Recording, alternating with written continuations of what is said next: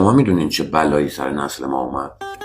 ما نسل انتخاب بین بد و بدتریم، نسل نجابت بیش از حد، نگو، نخور، نپوش، نرو، نیار، عیبه، بده، از تو خلاصه همیشه یکی بود بگه نه. نسلی که هیچی شبیه آرزوهاش نبود. ما حق انتخاب نداشتیم، ما فقط میتونستیم انتخاب کنیم چطوری تحمل کنیم.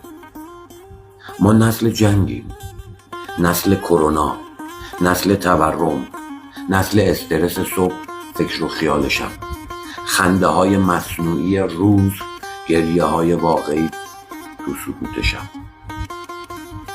نسل شعار انسانیت تو فضای مجازی، نسل خودفریبی با حرفای انگیزشی، نسلی که هرچی تلاش کرد از آرزوهاش دورتر شد.